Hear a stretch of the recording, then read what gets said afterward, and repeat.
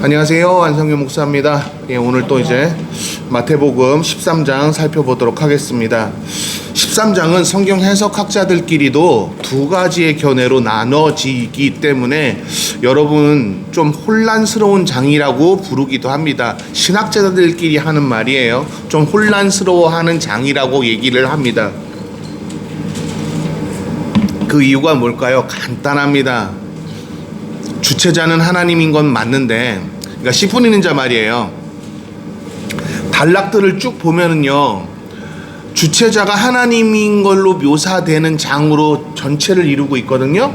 근데 그 전체를 이루고 있는데 밭에 떨어졌다라는 것이 마음밭을 얘기하는 거냐 아니면 장소를 언급하는 거냐, 이 부분으로 서로 두 가지의 견해를 가지고 논쟁을 펼치고 있기 때문에 조금 문제가 되는 장이기도 합니다. 근데 여러분, 이 부분은 명확하게 우리가 이해하면 될 것 같아요. 근데 여러분, 이 글을 문맥상 읽어보면 장소에 대한 것도 굉장히 딱 맞아 떨어져요. 마태의 의도는 장소에다 표현을 했어요, 사실은.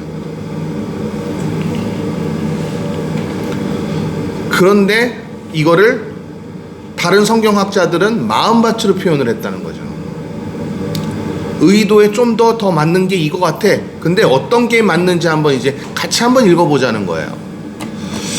그리고 여러분, 유대인들 중에 그러니까 개종한 유대인들 중에요, 이 마태복음 13장에 있는 이 메시지를 듣고서는 되게 놀라는 유대인들이 많아요. 왜?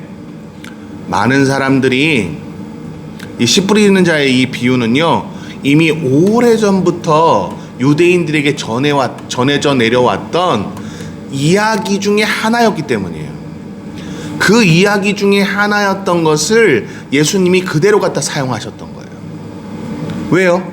그들이 알고 있는 대로 명확하게 이해시키기 위해서죠. 하나님은요, 언제나 어떤 하나님이냐면 어려운 말 해가지고 알아듣기를 바래, 이런 하나님 아니죠. 그들이 알고 있는 대로 그들의 머리 수준과 지혜의 수준과 그런 것들에 맞춰서 역사하신 하나님이죠. 맞아요? 그랬기 때문에 이 스토리를 통해서 말씀하고 싶었던 거예요. 자, 이 전제를 이해하고 요 글을 한번 읽어보자는 얘기입니다. 한번 읽어봅시다. 그러면 그날 예수께서 집에 나와 호숫가에 앉으셨습니다. 그날이라고 얘기하는 거 보니까 그 위에 딸락하고 좀 뭔가 좀 살펴봐야 되겠죠.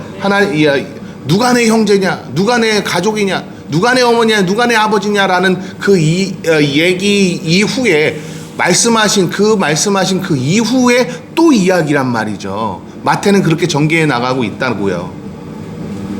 그날 예수께서 집을 나와 호숫가에 앉으셨습니다. 예수님의 설교 장소는 어디가 참 많은 것 같아요? 맞아요. 호수하고 산이 많아요. 회당에서도 물론 많이 가르치셨지만 호수하고 산이 참 많았어요. 왜 그럴까요? 부정하다고 유대인들이 여기면서 막 생각했던 사람들이 회당에 들어갈 수 있었나요? 없었잖아요. 그렇죠? 그래서 그랬던 거예요. 그러니까 이런 정보를 뭐라 그런다고요? 번외 정보. 아셨죠? 이런 것들 좀 기억하시면 됩니다.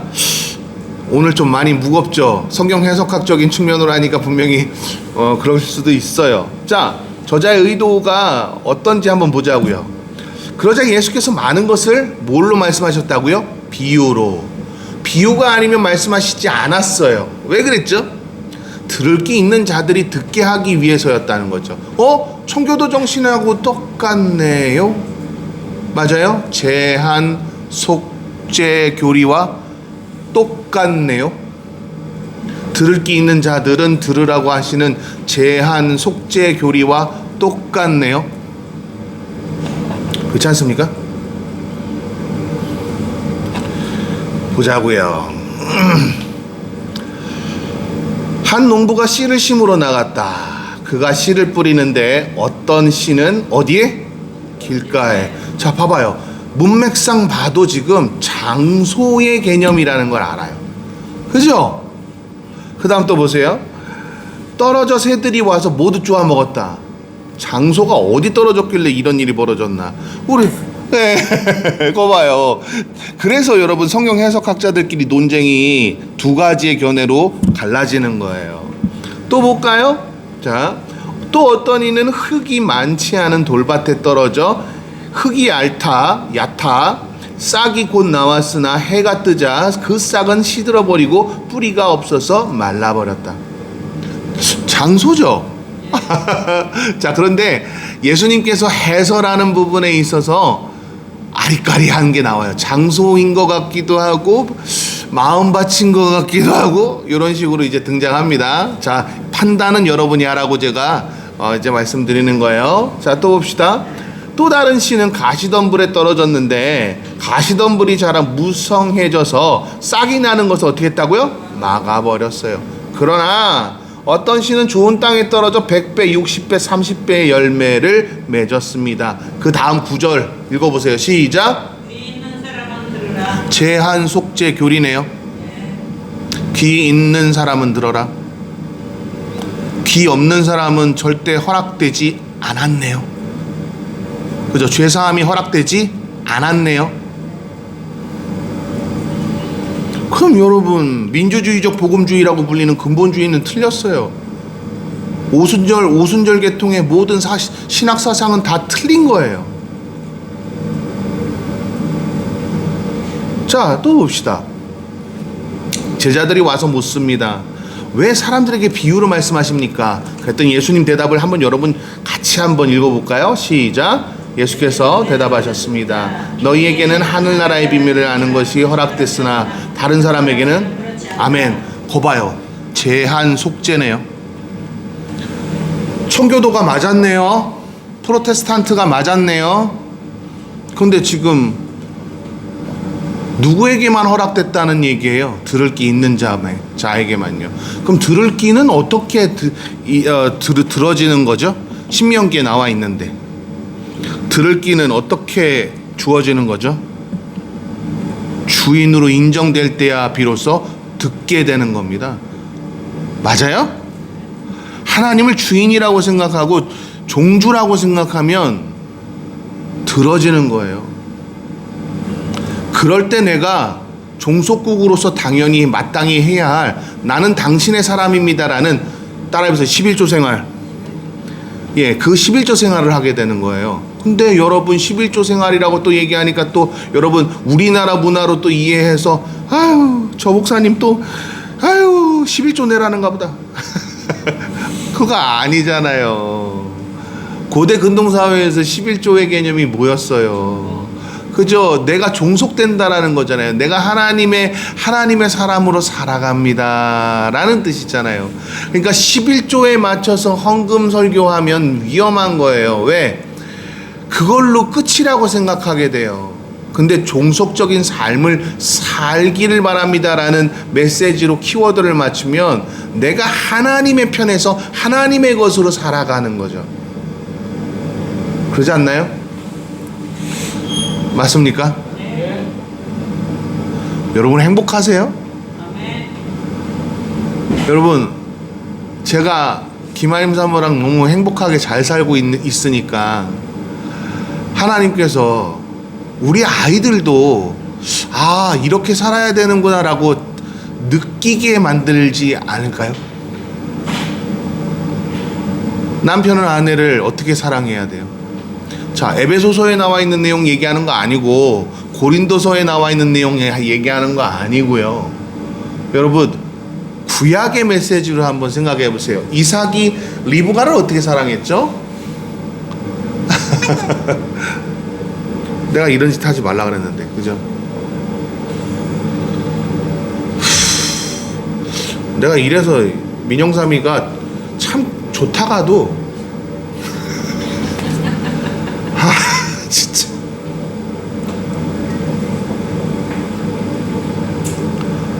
여러분 이삭이 리브가를 어떻게 사랑했죠?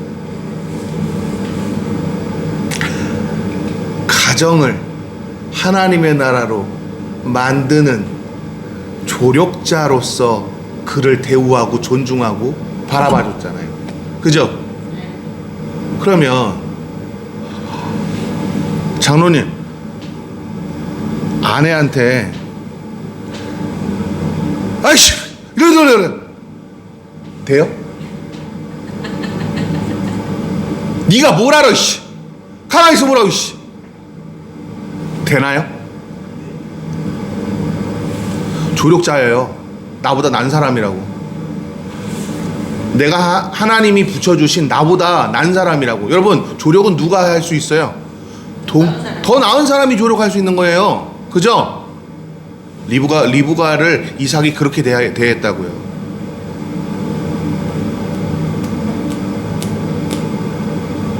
수진아, 어떻게 생각하니?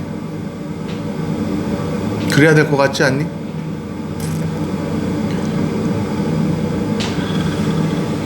자, 또 봅시다. 가진 사람은 더 받아서 풍성해질 것이고, 가지지 못한 사람은 가진 것마저 빼앗길 것이다. 이 얘기 왜 했을까요? 위에 단락을 이해하면 이 내용이 왜 들어왔는지 알게 돼요. 들을 기가 있으면 더 하나라도 얻어갈 거고, 들을 기가 없으면 뺏긴다는 얘기예요. 그래서 내가 너에게 씨 뿌리는 자의 비유를 설명한 거다. 예요. 그러면 키워드가 아까 제가 성경 해석학에서 장소를 중요하게 여기면서 해설하는 방법하고 뭐가 있었죠? 마음밭에 대한 얘기를 한다는 것 했었죠? 그래서 강조점을 마음밭에다가 키워드를 둔 사람은요, 여기에다 강조점을 두고 있어요. 어디에요? 가진 사람은 더 받아서 풍성해질 것이고, 가지지 못한 사람은 가진 것마저 빼앗길 것이다 라는 이 키워드에다가 포인트를 맞춰서 해설을 했기 때문에 그 사람들은 마음밭이라고 얘기를 한 거예요. 자, 동의. 저도 이 부분에 대해서 100% 동의. 그런데 장소에 대한 내용도 빠지지 않고 설명해야 된다는 것에 대한 저는 마음가짐이 있어요. 왜? 그 다음 단락을 보면 돼요. 자, 봅시다. 내가 비유로 가르치는 이유는 그들이 보아도 보지 못하고 들어도 듣지 못하면 깨닫지 못하기 때문이다. 왜 깨닫지 못하죠? 그가 어디에 있었기 때문이에요. 율법 아래 놓여 있었기 때문이에요. 하나님이 아닌 하나님께서 주신 율법은 뭐였죠? 누리는 거죠. 하나님께서 주신 율법은 그 자체로 율례였어요. 믿고 따르는 거야. 따르는 형태였단 말이에요. 근데 그들이 가지고 있는 율법은 뭐였죠? 자기네들이 하나님을 만들어서 자기네 마음대로 해석한 그것이에요. 그죠? 그래서 그들은 율법 아래 놓여 있었다고요. 이 부분만 봐도 장소의 개념을 무시할 수는 없다는 걸 알게 되는 거예요. 동의하세요? 그러면 보세요. 그 율법을 그따위로 가르치는, 그런 엉터리로 가르치는 그 사람들에게, 그러니까 좋은 스승 이야기 말씀드리는 거예요. 좋지 않은 스승, 그러니까 못된 스승한테 배우면 어떤 일이 벌어질까요? 나 역시도 어디에 놓이게 돼요? 그 장소에 놓이게 되는 거예요. 이해되셨나요? 또 봅시다. 그러면서 뭐라고 얘기하냐면, 이사야 예언이 그들에게 이루어지는 것이다. 이사야 선지자를 갖다가 쓰는 이유가 아주 멋진 표현이 등장해요. 너희가 듣기는 들어도 깨닫지 못하며 보기는 보아도 깨닫지 못할 것이다. 이 백성들의 마음이 굳어져서 귀로는 듣지 못하고 눈은 감겨져 있다. 이것들은 그들로 하여금 눈으로 보지 못하게 하고 귀로 듣지 못하게 하고 마음으로 깨닫지 못하게 하고 돌아서지 못하게 해 내가 그들을 고쳐주지 않게 하려는 것이다. 봐요. 누구에게 지금 세뇌당하고 누구에게 붙어져 있다고 얘기하고 있어요? 나쁜 스승이요. 따라해보세요. 나쁜 스승이요. 봐요. 그래서 여러분 마태복음 13장에 무슨 얘기 나오는지 아세요? 따라해보세요. 바리새인의 누룩을 조심하라. 그래서 그 얘기가 등장하는 거예요. 그러면 여러분 마음밭이라는 개념도 맞는 거고요. 장소적인 개념도 맞는 거예요. 마음밭이라는 개념도 맞는 거고 장소적인 개념도 맞는 거라고요. 그러니까 성경 해석학자들끼리 두 갈래로 나눌 필요가 없는 거예요. 여기까지 다 이해되셨나요? 자, 그 다음 보세요. 그러나 너희 눈은 볼 수 있으니 복이 있고 너희 귀는 들을 수 있으니 복이 있다. 아멘. 니니가 누구를 만나기 때문이라는 거예요. 따라해보세요. 좋은 스승. 봐요. 장소로 명확하게 나누잖아요. 나쁜 스승 아래 놓여 있는 것과 좋은 스승 아래 놓여 있는 것. 장소도 이렇게 언급하고 있단 말이에요. 그럼 여러분, 장소라는 개념과 마음밭이라는 개념은 동시에 가져가서 이걸 해설을 해야 될까요? 아니면 마음밭 따로, 장소 따로 이렇게 해야 될까요? 그러니까 논쟁할 필요가 없는 거예요. 같이 가는 겁니다. 이해되셨어요? 근데 자꾸 요즘의 성경 해석학자들이 이 부분을 자꾸 극대화해서 둘로 나눠요. 그래서 제가 여러분 위험하다고 말씀드리는 거예요. 됐나요? 오케이. 또 봅시다. 내가 진실로 너희에게 말한다. 많은 예언자들과 의인들이 너희가 보는 것을 보려 했지만 보지 못했다. 너희가 듣는 것을 들으려 했지만 듣지 못했다. 왜요? 그렇죠. 거기 장소, 그러니까 나쁜 스승, 즉 장소에 대한 개념이 여기서 등장하고 있으니까 이제 씨 뿌리는 자의 비유를 한번 들어봐라 라고 나오는 거예요. 보세요. 하늘나라에 대한 말씀을 깨닫지 못하면 악한 자가 와서 그 마음속에 뿌려진 것을 빼앗아간다. 이것이 바로 길가에 뿌린 씨와 같은 사람이다. 봐요. 마음밭과 나쁜 스승 아래서 훈련받았던 그 장소를 동시에 얘기하고 있는 거라니까요. 근데 왜 이걸 가지고 나눠요? 그거 아니에요. 요즘 성경 해석학자들한테 제가 꼭 당부하고 싶은 말씀이에요. 나누지 말고 서로 사이좋게 이 부분을 결합해 가지고서는 해설하는데 연구를 매진했으면 좋겠습니다. 또 봅시다. 돌밭에 떨어진 씨는 말씀을 듣자마자 기쁨으로 받아들이지만 뿌리가 없기 때문에 오래가지 못한다. 말씀 때문에 고난이나 핍박이 오면 곧 걸려 넘어진다. 왜 그렇죠? 좋은 스승의 메시지를 받았는데 왜 그렇죠? 장소 얘기한 거예요. 이번에는요. 내가 어디에 있었어요? 하나님의 말씀을 온전하게 받아들고서는 그것을 키워나갈 만한 그런 사회적 환경에 있지 않기 때문에 이런 일이 벌어진다는 것을 암시하는 내용이죠. 봐요. 보라고요. 그러니 여러분, 장소 이야기도 동시에 나오고 마음반 이야기도 동시에 나온다라는 것을 염두에 두고 설명해야 된단 말이에요. 근데 저는 요즘 그러니까 이제 4세대 성경 해석학자들이라고 얘기할게요. 저는 3세대니까. 여러분, 성경학의 아버지 누구라고요? B.S. 차일드요.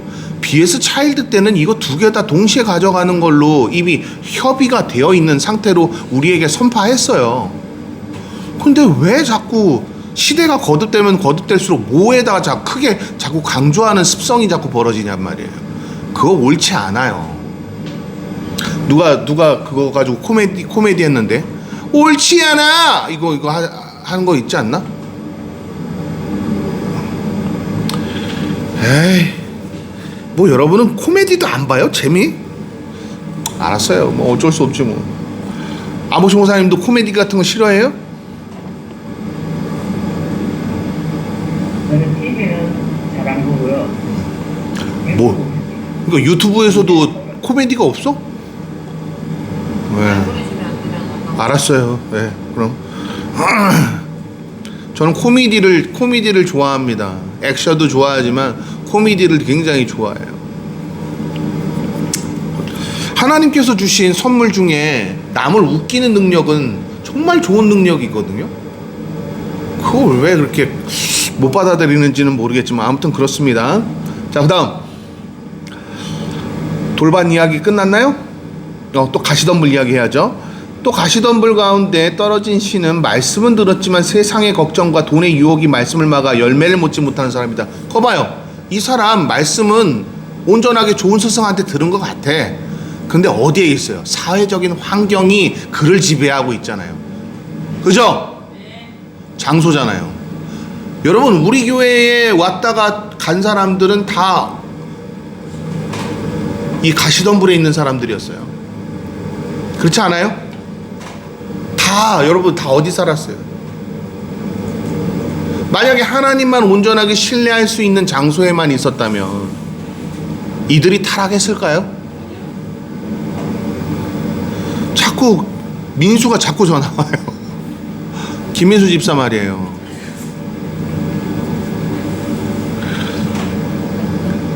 우리 교회가 진짜 교회라는 거 인정한답니다. 근데 어쩌라고요? 가시덤불에 있는 사람이 좋은 교회라고 우리 교회 칭찬해줘서 봤자 뭐 어떡하라는 거예요. 자신의 환경 때문에 결국 하나님의 말씀이 받아들여지지 않은데 어떡하란 말이에요. 그죠? 자, 여기까지 살펴보니까 어때요? 장소에 대한 개념이 얼마나 중요한지 느껴지십니까? 오케이. 마음밭이 얼마나 근데 그 마음밭은 결국 어떻게 해야만 가능한 것 같아요? 마음밭은. 내 것이 없는 상태, 하나님 것으로 가득 찬 상태. 그러니까 그렇게 되려면은요. 공급해야 환경이 하나님을 온전하게 섬길 수 있는 환경이 돼야 되는 거죠. 그러면 여러분, 마음밭과 마음밭 해설과 장소 해설이 같이 들어가야 되는 BS 차일드가 맞는 거예요. 이해되셨죠? 그러면은 가시덤불 같은 그 환경에서 온전하게 예수를 믿을 수 있어요? 불가능하잖아요. 그렇죠. 그거란 말이에요. 그래서 그것을 동시에 가진 사람이 어떤 일이 벌어지는지 보세요. 자, 23절 여러분 읽고 마칠게요. 시작. 그러나 좋은 땅에 떨어진 씨는 말씀을 듣고 깨닫는 사람이라. 이 사람은 열매를 맺어 100배, 60배, 30배 결실을 낸다. 아멘. 이거예요. 이거. 말씀 정리할게요.